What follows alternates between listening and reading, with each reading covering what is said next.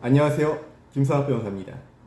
저는 대한변호사협회 공식 인증 형사전문 변호사이자 제주지방법원 재판부별 국선변호사, 제주지방법원 논스톱 국선변호사를 역임하면서 수많은 형사사건의 변론을 성공적으로 수행해 왔습니다.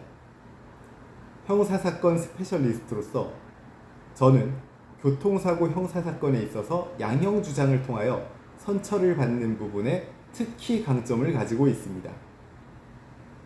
오늘은 교통사고 형사사건에 있어서 참작을 위하여 주장할 수 있는 양형상 요소로 무엇이 있는지 간략하게 살펴보도록 하겠습니다.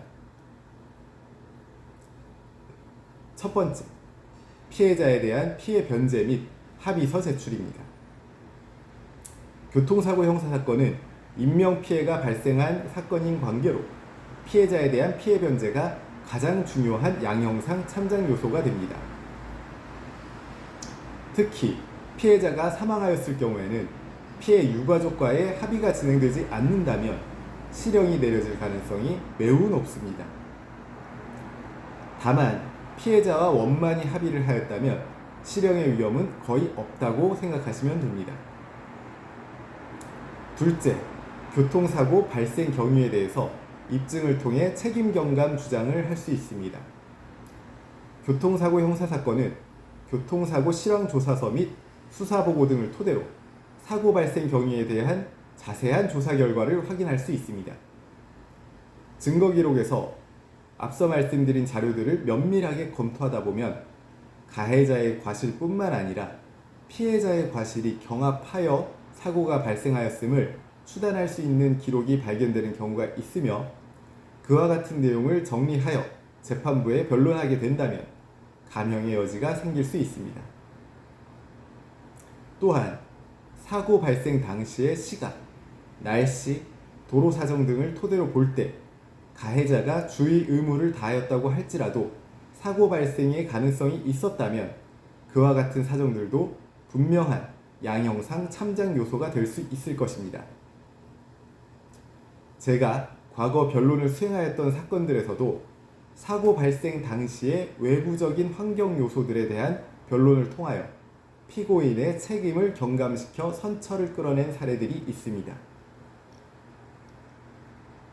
셋째, 재범방지 계획의 수립 및 제출입니다. 교통사고 발생의 원인이 피고인의 과실로 인한 것이므로 향후 안전운전을 위한 교육을 성실히 이수하고 안전운전을 위한 본인만의 확고한 계획을 수립하여 해당 계획을 실천하고 있음을 소명한다면 재판부는 이와 같은 점에 대해서 양형상 참작 요소로 판단하는 경우가 많습니다. 제가 과거 변론을 수행하였던 교특치상 사건들에서도 구체적이고 실현 가능한 재범방지 계획 수립을 통해서 재판부로부터 선처를 받았던 사례들이 많습니다. 제주 형사전문 변호사로서 강조하자면 교통사고 형사사건의 선처를 위해서는 피해자에 대한 피해 변제 및 합의, 사고 발생 경위에 대한 변론, 재범방지 계획의 수립 등이 필요함을 반드시 명심하시기 바랍니다. 현재 교통사고로 인하여 수사와 재판을 앞두고 계시다면 언제든지 제주 형사전문 변호사 김성학 법률사무소를 찾아주시면 신속, 정확한 해법을 제시해드리겠습니다. 조금이나마 도움이 되셨으면 합니다. 감히 최고라고 자부할 수는 없지만 여러분의 권리를 지키고 항상 최선의 결과로 만족을 드리는 제주 형사전문 김성학 변호사입니다. 감사합니다.